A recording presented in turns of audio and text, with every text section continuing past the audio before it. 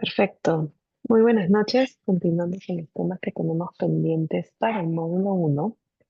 Hoy nos toca comenzar a revisar algunos parámetros importantes que van a formar parte del hemograma. En la sesión de hoy vamos a revisar lo concerniente a la serie roja. Entonces vamos a comenzar a adentrarnos en todo el capítulo de hematología en el laboratorio clínico.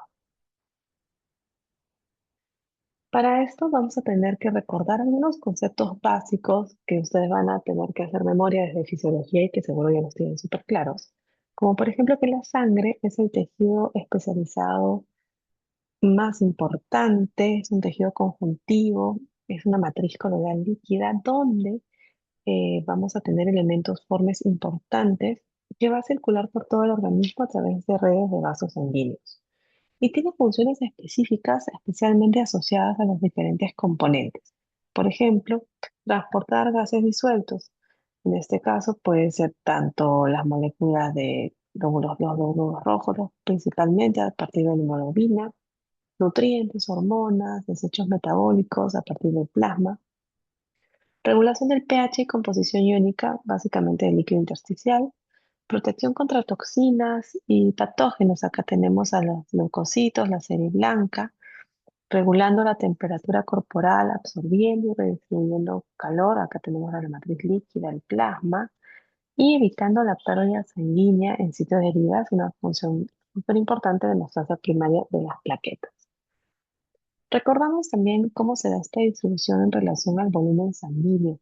Este va a depender del sexo del paciente y se sabe que en pacientes mujeres pues va a corresponder al 6,5% del peso corporal y en los pacientes varones un poquito más, hasta el 7%, pero llama la atención en los pacientes lactantes, en pequeños, en pediatría, corresponde hasta un 8%.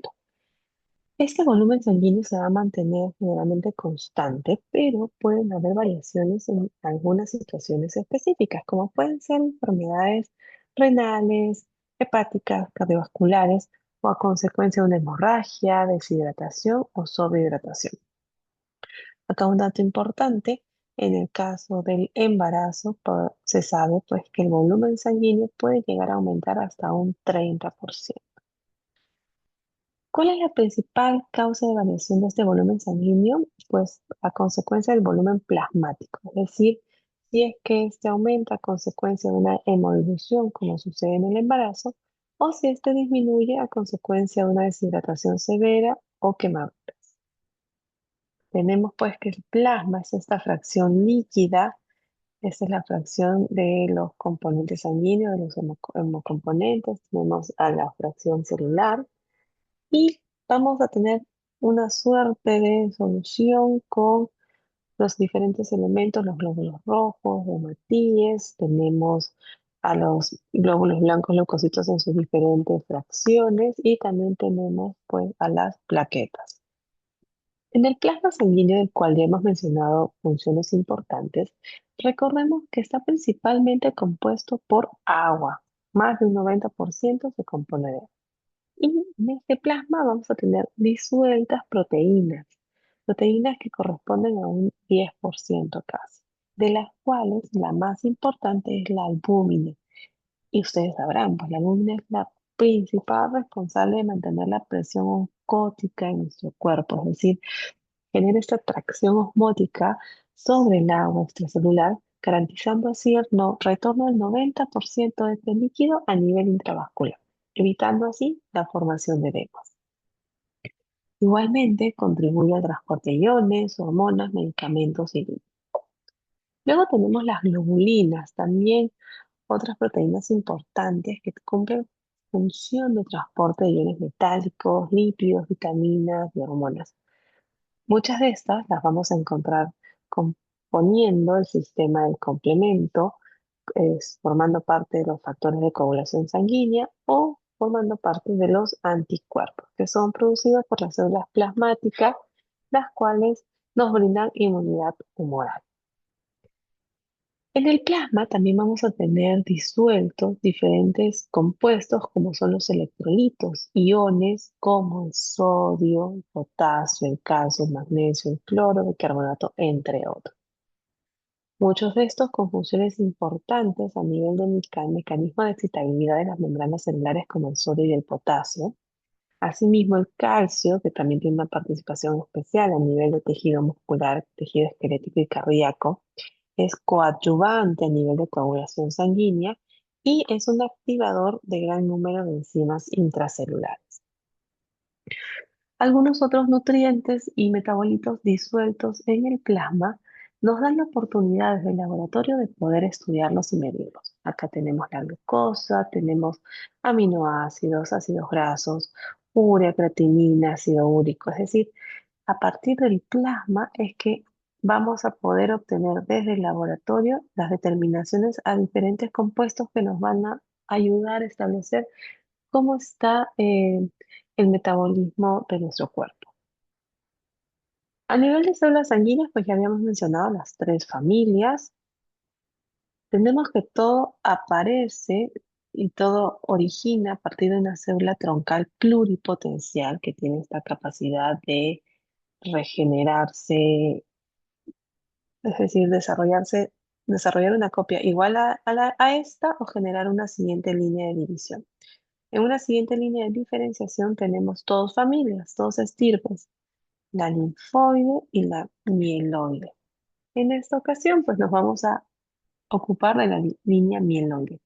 Esta línea común que tiene la unidad formadora de colonias, granulocitos, eritrocitos, macrófagos, megacariocitos, nos van a dar estos bracitos, ¿no? Donde vamos a tener inicialmente la unidad formadora de blastos, eritroides, la unidad formadora de colonias eritroides, el pronormoblasto que finalmente va a terminar decantando en fase de maduración hacia los eritrocitos. Y luego vamos a tener acá la otra línea, la línea megacariocítica y la línea granulocito-monocito, eosinófilo y basófilo, de las cuales vamos a tratar en las siguientes clases. Entonces, en el hemograma, cuyo nombre largo es el examen hemocromocitométrico, podemos tener y nos va a dar la oportunidad de tener información sobre estas tres series, serie roja, serie blanca y plaquetas. Con respecto a la serie roja, lo se va a conocer como eritrograma, vamos a tener el recuento total de eritrocitos, que es un dato importantísimo para conceptuar cómo está este gran universo, esta gran población de glóbulos rojos, que miren que va por encima de los 4 millones aproximadamente. Luego tenemos dos parámetros que van casi relacionados, van de la mano, la hemoglobina y el hematocrito. Luego vamos a tener determinaciones que me van a ayudar a establecer cómo es que son las características de estos hematíes. Es decir, me van a ayudar con el tamaño, la forma y el color. Y también otro parámetro que me ayuda a evidenciar las diferentes poblaciones, es decir, si es que encuentro hematíes muy pequeñitos, muy grandes, cómo está esta dispersión en relación al tamaño o poblaciones de hematíes. Entonces, estos son los principales parámetros que vamos a utilizar para evaluar la serie roja y que todo hemograma debería incluir. Obvio, los hemogramas que te permiten evaluaciones muy detalladas, ¿no? Porque tenemos hemogramas de solo tres estirpes que te dicen cuántos glóbulos rojos hay, cuántos leucocitos hay y cuántas plaquetas. Más nada. Sin embargo, ya a nivel clínico, a nivel hospitalario, sí necesitamos hemogramas de 25 estirpes que me permite tener todo este detalle y sobre todo parámetros tan importantes para valorar la calidad y cantidad de cada célula. Para esto, el hemograma en el laboratorio lo vamos a trabajar en base a sangre entera anticoagulada. ¿Anticoagulada con qué tipo de anticoagulante? Con un anticoagulante EDTA, denominado EDTA, que es un quelante de calcio. Básicamente vamos a trabajar con sangre venosa en la gran mayoría de los casos. Seguro ustedes han podido tener la oportunidad de ver estos tubitos tapa lila y así son estandarizados a nivel mundial. tapalinas tienen este anticoagulante. ¿Y por qué utilizamos este anticoagulante? Porque me va a permitir conservar la morfología. Es decir, que cuando luego yo lo vea al microscopio, voy a poder ver en la lámina las estructuras tal cual como es en un atlas, porque conserva su morfología. Pero, sin embargo, es importante considerar el tiempo en que voy a procesar. Acá tenemos nuevamente esta hora máxima en que podemos conservar a temperatura ambiente. Más allá de ese tiempo debemos conservar en refrigeración, pero no más de 24 horas. Después de ese momento se va al tacho de basura porque no podemos hacer nada más. Ya se comienza a perder las características, se lisan los hematíes y ya no podríamos establecer diagnósticos correctos en base a una muestra mal conservada. En casos muy particulares se puede trabajar con sangre capilar, pero acá dependemos de equipamiento diferente porque vamos a trabajar una muestra pequeña, ¿no? Micromuestra, que es básicamente útil en pacientes lactantes, niños pequeños, pacientes con condiciones especiales y donde vamos a trabajar utilizando un capilar heparinizado para hematocrito. Pero generalmente el que vamos a utilizar es este, de sangre venosa en tu. El transporte también es súper importante. Imagínense, si es que sometemos a estas celulitas a temperatura elevada, se van a destruir. Si es que las agitamos mucho, se van a destruir. O si es que las exponemos a luz solar directa, también vamos a ocasionar lesión de estas células. Ya en la parte analítica nos podemos apoyar de estas plataformas maravillosas que me permiten en muy corto tiempo tener estos 25 parámetros súper rápido, pero que en muchos de los casos necesitan una revisión adicional al microscopio. Es decir, todos los datos numéricos que yo puedo tener, luego igual yo tengo que confirmarlos a través de la lámina, del frotis. Podemos tener unos amplios rangos de medición con lo que mejoramos la sensibilidad del método porque vamos a poder captar mayor número de células y con la posibilidad de poder captar mayor número de alteraciones en esto. Entonces, ya conversando particularmente sobre los eritrocitos, recordamos cómo son. Son estos glóbulos rojos que tienen 7,5 micras de diámetro, son un disco bicóncavo. En relación al volumen de los eritrocitos, tenemos que va entre 4 a 5,5 millones aproximadamente, con variaciones de acuerdo al rango de edad. Las funciones principales de los hematíes, pues ya sabemos, es contener la hemoglobina, que es la principal transportadora de oxígeno y participa también como amortiguador ácido-base, y también la composición asociada a la anhidrasa carbónica que nos ayuda en el transporte de CO2. En el caso de la hematopoiesis, ¿cómo se da el origen de todo esto? Pues tenemos que recordar que existe incluso un desarrollo en vida intrauterina, donde en un inicio vamos a ver que se va a denominar fase mesoblástica, donde el principal lugar de formación de estas células va a ser a nivel de saco vitelino.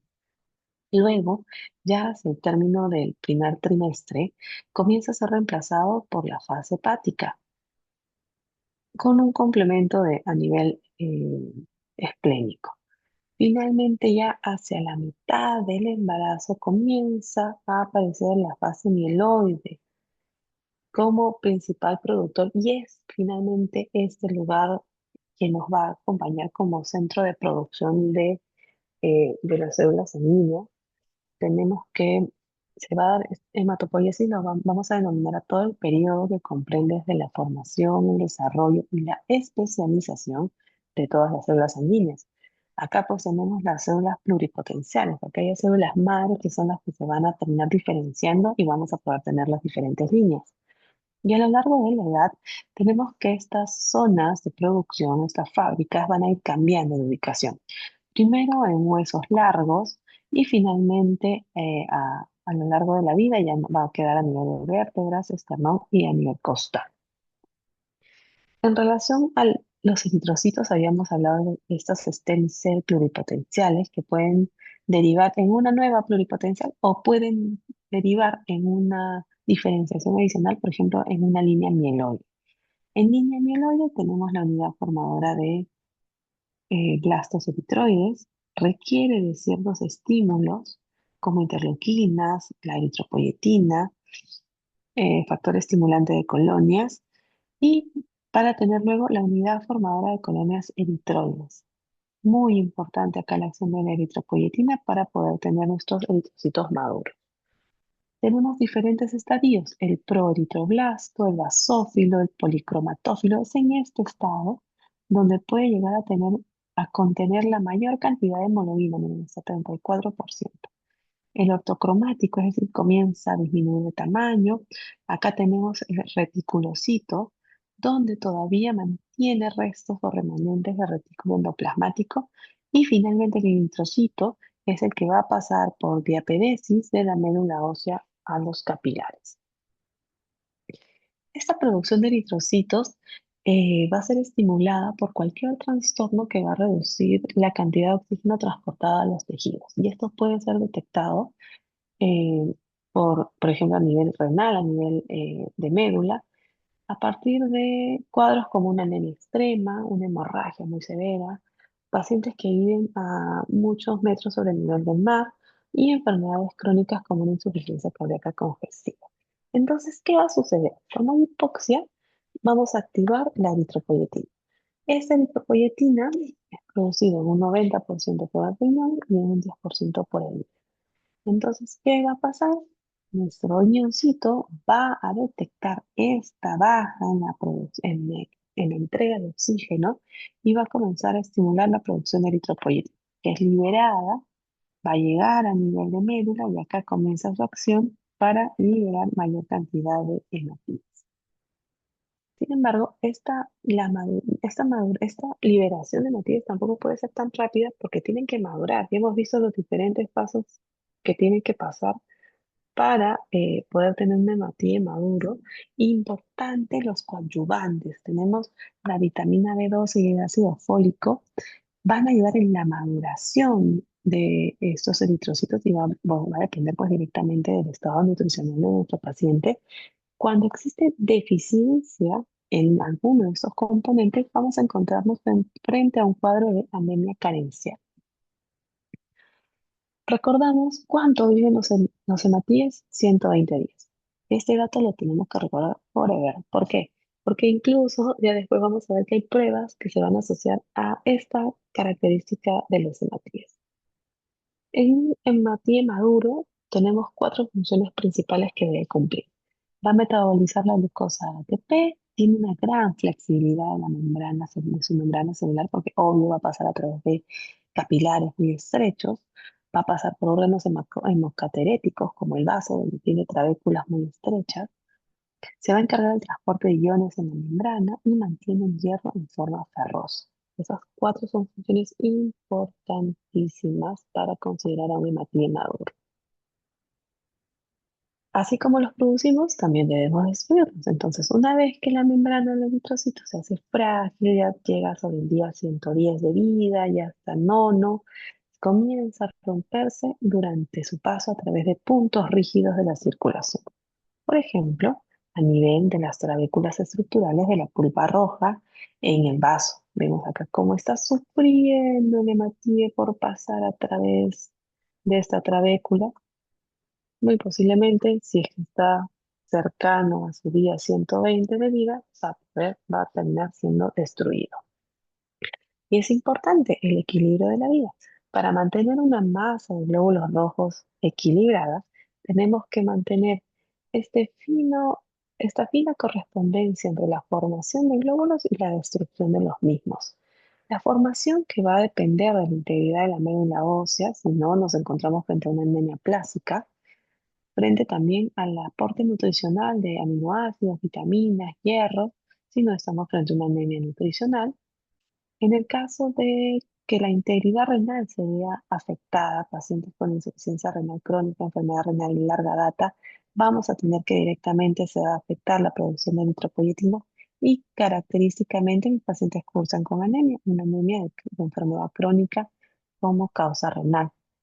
Y en el lado de la destrucción, tenemos situaciones donde se van a destruir de una manera anticipada, ya sea lo natural es por el envejecimiento de los glóbulos rojos. Sin embargo, podemos tener destrucción incrementada y anticipada como en anemias hemolíticas.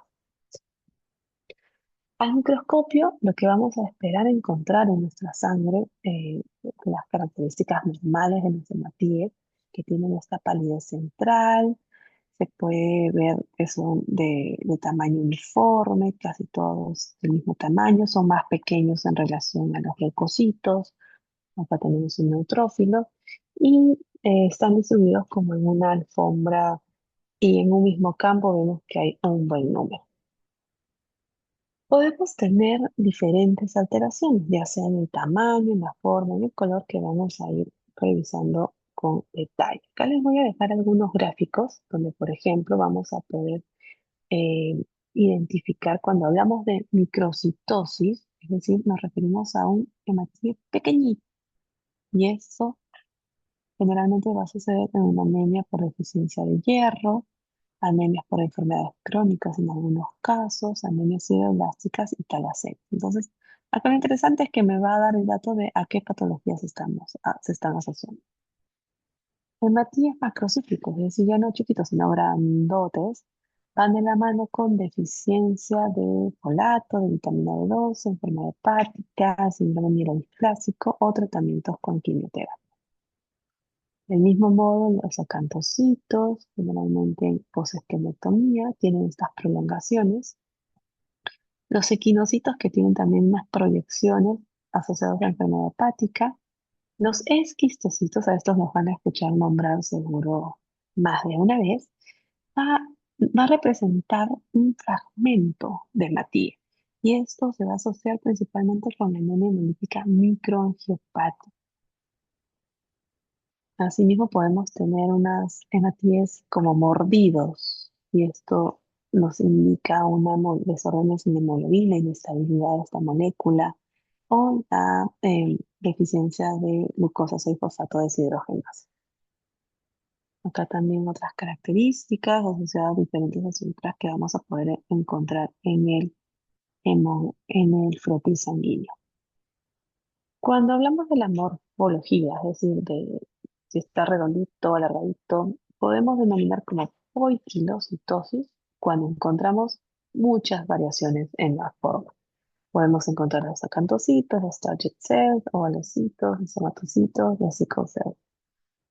En el caso de anisocitosis, acá estamos hablando del tamaño. Acá fue la forma y acá fue el tamaño. Anisocitosis. Son términos que ustedes van a encontrar como descritos, lo van a encontrar en el hemograma, en el comentario de un protis, y tienen que saber identificar a qué se está refiriendo. Poikilo, forma, anisocitosis, aniso, tamaño. El normocito de 7 a 8 micras y podemos tener megalocitos de más de 12, microcitos de 5 a 6. Y así como vamos a hablar de la característica de la hematía en relación a su forma, tenemos que también hablar en relación a su tamaño y a su color. Es como darle el nombre y apellido cuando hablamos de una anemia también. Por ejemplo, en los casos de anemias ferropénicas, generalmente vamos a encontrar hematíes microcíticos e hipocrómicos. Ya habíamos visto la alfombrita con hematíes normales, ahora en este caso sí podemos identificar los anormales. Y este es uno aparentemente normal, este está de mayor tamaño, este también, tenemos de mayor tamaño. Entonces, acá comenzamos ya a identificar estructuras diferentes y vemos que en la sábana, en la alfombrita, hay huecos, huequitos. Eso me quiere indicar que la población de matíes puede encontrarse disminuida. Por ejemplo, acá tenemos células con un refuerzo central, como un tiro al blanco, vamos a denominarlos target cells. Acá los equinocitos con sus proyecciones. El hematíe va a estar compuesto por la hemoglobina. Esa es una proteína conjugada que va a incluir 4 cadenas de globina y cada cadena va a tener un grupo M. Entonces, por ejemplo, vamos a tener 2 alfa y 2 beta. Y cada una de estas va a tener un grupo M. Entonces, en total vamos a tener cuatro grupos hemo, es decir, vamos a poder transportar hasta cuatro moléculas de oxígeno.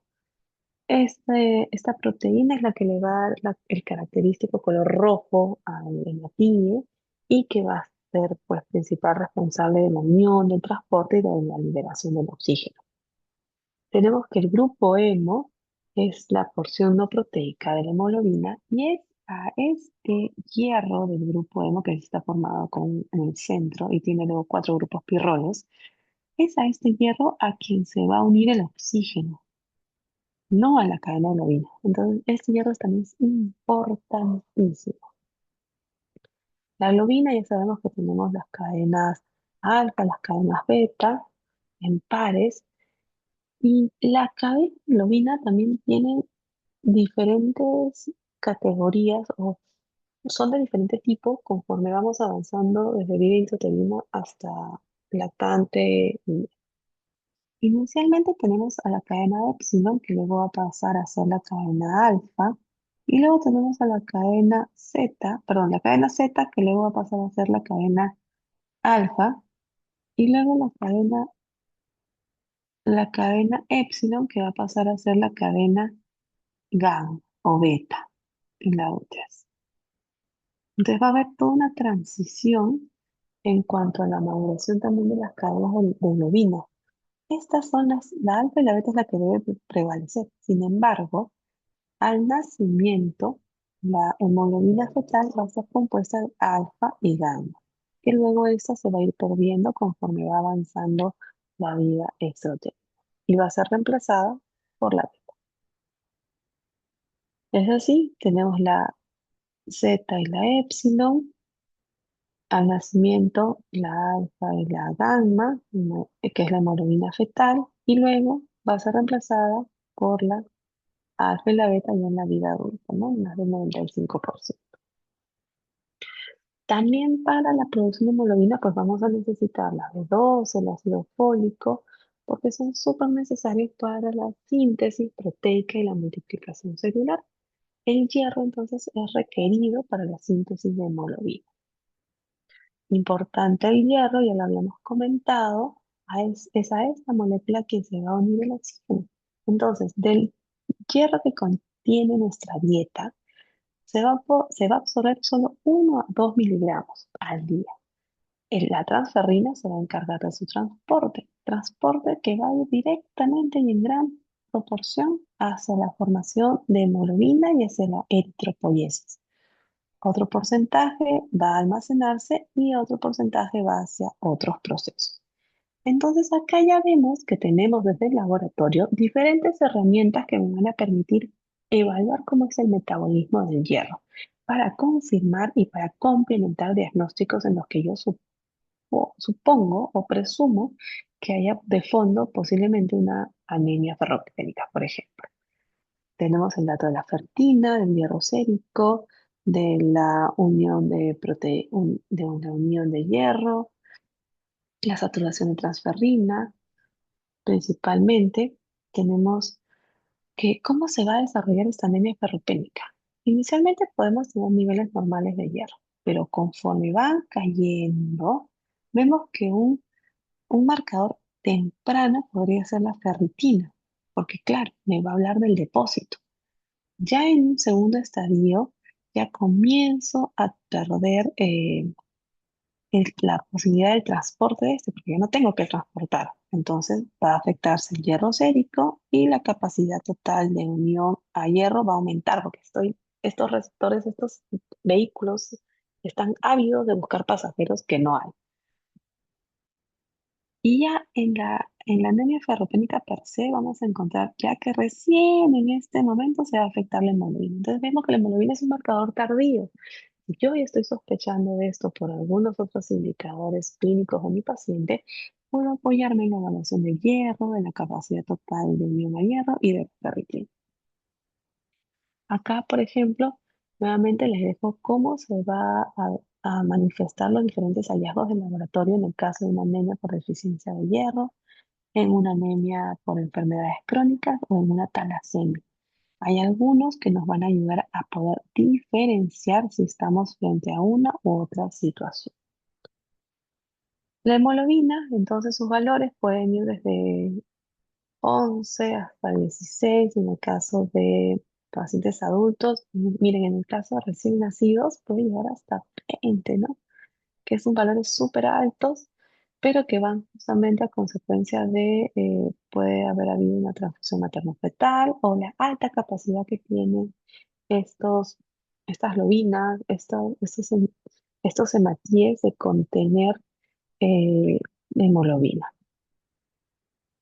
Así como también podemos encontrar hemoglobinopatías, es decir, alteraciones. En la gran mayoría de casos son trastornos heredados por mutación de varios genes, donde vamos a alterar la estructura, es decir, la cadena o la velocidad de síntesis de una de las cadenas de hemoglobina en particular, ya sea con alteración de una de las secuencias de aminoácidos o lo que sucede en las tablas. Tenemos 400 variantes de hemoglobina en el mundo, imagínense. Es imposible identificarlas todas y aprenderlas todas en esta clase. Pero básicamente lo que vamos a recordar es que estas anomalías moleculares pueden afectar a cualquier cadena de la hemoglobina en el adulto. Sin embargo, la cadena que más se va a afectar es la cadena beta. Pueden presentarse en forma heterocigota, homocigota, ya sabemos que generalmente tienen cuadros clínicos más severos. Y uno de los ejemplos clásicos es cuando la hemoglobina variante es el componente principal, es decir, es homocigota, como sucede en la hemoglobina SS, tenemos este cambio de ácido glutámico por valina. Tenemos que las hemoglobinopatías podemos tener desde los homocigotos, aquellas que pueden estar asociadas a alpinidad alterada al oxígeno, pueden cursar con anemia leve, cianosis, con hemoglobinas inestables, algunas con hemólisis grave o ya en los otros casos como talasemia. Cuando hablamos del hematocrito, hablamos de la relación que existe entre el contenido celular y el contenido líquido. Generalmente nos relaciona y nos indica cuánto de fracción celular se encuentra en relación al 100% que es el volumen de la muestra, ¿no? Y generalmente está en el rango del 45%. También incrementado en los recién nacidos, en pacientes lactantes. Y acá es lo que conversábamos al inicio cuando hablábamos del volumen sanguíneo. Tenemos que generalmente se va a ver alterado a expensas del volumen plasmático. Entonces, ojo con eso porque también nos va a ayudar a poder interpretar correctamente el valor del hematocrito. Si yo tenía que 45% en mi caso normal, en la anemia voy a bajar la cantidad de matías, ¿sí o no? Entonces va a aumentar la fracción líquida normal. Podemos encontrar menor de 45. Perfecto. En el caso policitemia, es decir, aumenté la cantidad de células, voy a encontrar mayor de 45. Pero ¿qué pasa si la fracción líquida es la que se reduce, pero mi contenido celular se mantiene en 45, pero en relación al total, este ha aumentado. Entonces podríamos estar frente a una policitemia facticia, porque no necesariamente es que ha aumentado el número de células, sino lo que ha disminuido es el volumen del líquido. Y eso es especialmente importante, por ejemplo, en deshidrataciones, en pacientes quemados, donde cualquier situación que ocasione que la fracción líquida disminuya, podemos tener un falso incremento del paquete celular y del hematocrito. Habíamos hablado del hemograma y de los componentes que me ayudan a evaluar la célula roja, y los índices eritrocitarios son súper importantes. Tenemos este, que es el volumen corpuscular media, que me va a ayudar a evaluar el tamaño. Se mide en centilitros, me ayuda a valorar las anemias, es decir, para verme a decir si es microcítica, macrocítica. ¿Y cómo la calculo? Con datos simples que ya me vienen desde la determinación del hematocrito y el recuento total de glóbulos rojos. Hematocrito por 10 entre el número total de hemotíes por millones. Luego tenemos el volumen corpuscular medio, es lo mismo. Luego tenemos la hemoglobina corpuscular media, que es me va a indicar el color, es decir, cuán rojitos están. Si es que son hipocrómicos, normocrómicos, vamos a usarlo en picogramos, y es la relación entre hemoglobina por 10 sobre los hematíes en recuento al mil. Luego tenemos la concentración de hemoglobina corpuscular media que va a ser, nos va a ayudar a evaluar la hemoglobina independientemente del tamaño del hematíe. Va a ayudar y va a ser complementaria a la hemoglobina corpuscular media y mide la hemoglobina entre el hematocrito. Los índices eritrocitarios, uno de los últimos y que es súper importante es este ancho de distribución eritrocitaria, que es, en algunos casos se le conoce como ADE o RDW, cuyo valor aproximado está en 13%, y lo que me va a medir es si es que las poblaciones de hematíes es uniforme. Sin embargo, si encuentro poblaciones chiquitas, grandes, cuando paso por el equipo, voy a tener una distribución muy amplia de los tamaños. Y a esto le vamos a denominar que existen muchas poblaciones de hematíes. Y esto puede tener diferentes causas. Desde el laboratorio, ¿qué puede utilizar para el diagnóstico de serie roja para su estudio? Puedo valorar la hemoglobina mediante la metodología de la cianometa-hemoglobina, donde básicamente voy a intoxicar a la molécula con ferrocianuro potásico o cianuro potásico y luego la voy a medir al espectrómetro a 540 nanómetros.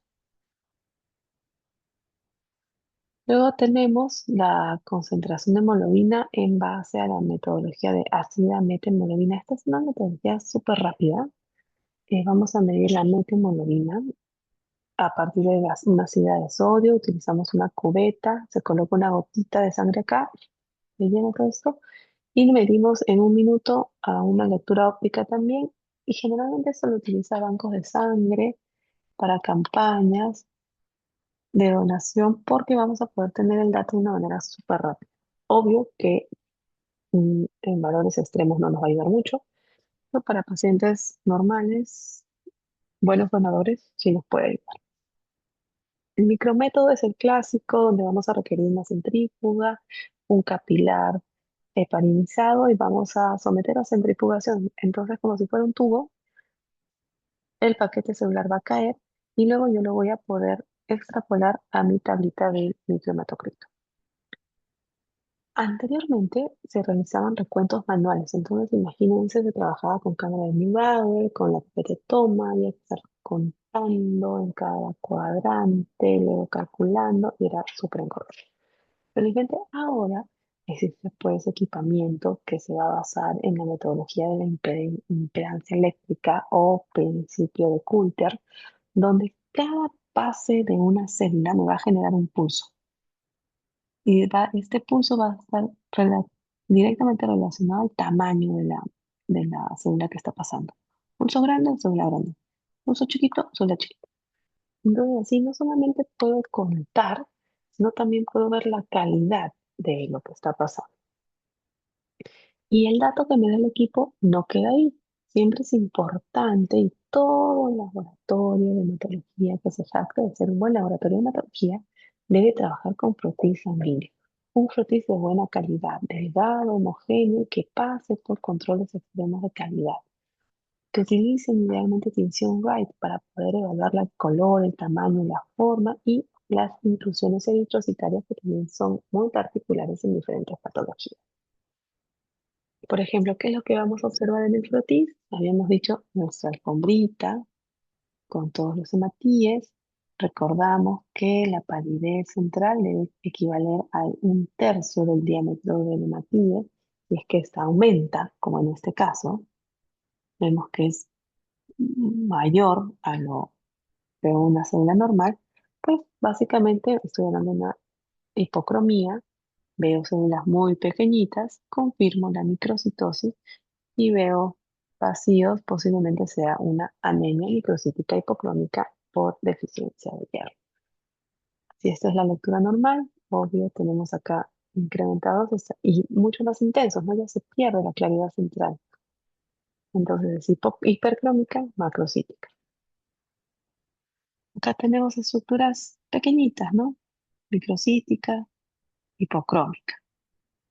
Acá tenemos macrocitos de mayor tamaño, se pierde la claridad central.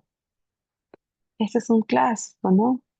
En forma de bananita, las anemias de células falciformes, anemia.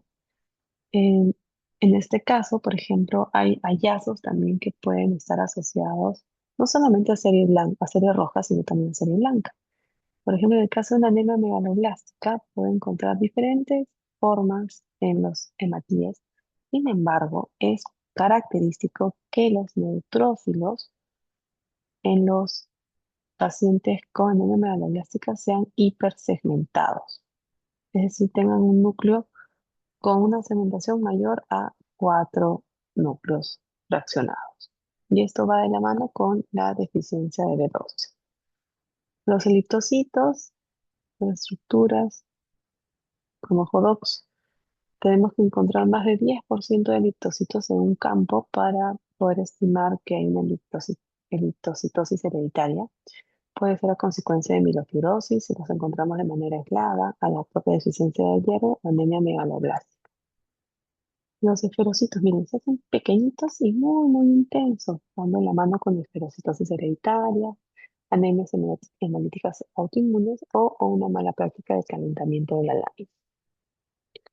Las células nucleadas, en este caso, corresponden a eritrocitos que han salido de una manera muy temprana y forzada desde médula ósea hacia sangre periférica. Esto a consecuencia de anemias graves, hemólisis, talasemias o anemias, enfermedad hemolítica de recién nacido. Las células diana que tienen una claridad y un refuerzo en el centro van de la mano con afectaciones post retiro de vaso, talasemias, hemoglobinopatías y enfermedades hepáticas. Los esquistocitos, ya los habíamos mencionado, les van a indicar hemólisis, anemias hemolíticas microangiopáticas principalmente, con estos fragmentos hematílicos. El punteado basófilo, ya hablando de inclusiones eritrocitarias, es un precipitado ribosómico. Me va a indicar pues inestabilidad del ARN en células jóvenes, en el caso de anemias graves, y en anemias megaloblásticas porque todavía no hay una síntesis correcta, ¿no? De la hemoglobina. También pacientes con intoxicación por plomo. Los cuerpos de Hobble-Jolly son remanentes nucleares, es decir, salen muy temprano estos hematíes en anemias megaloblásticas severas o en esplenectomías. Los anillos de Cabot son remanentes del uso mitótico, también en esplenectomía o en intoxicación por plomo. Son como un hula-hula que a lo largo y en diámetro del hematíe. Acá también otra tablita de resumen sobre los cuerpos de Foglioli, los cuerpos de Henle también, que van de la mano con deficiencia de glucosa 6 fosfato deshidrogenato, los Pappenheimer, depósitos de hierro, la inclusión de la hemoglobina H y un punteado basófilo. Listo.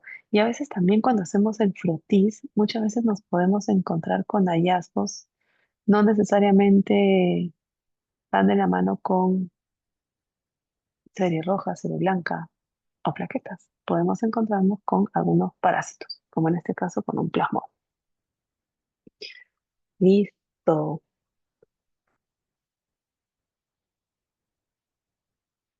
Muchas gracias a todos los que se han conectado. Eh, Estoy coordinando con Matías para el día de mañana poder recuperar una clase más. Tal vez después de que ustedes terminen su teoría de M1, nos reunimos media hora y voy avanzando con el tema de plaquetas. Y a la próxima semana dejamos que es un poquito más largo, serie blanca. Listo, que estén muy bien. Buenas noches, cuídense mucho.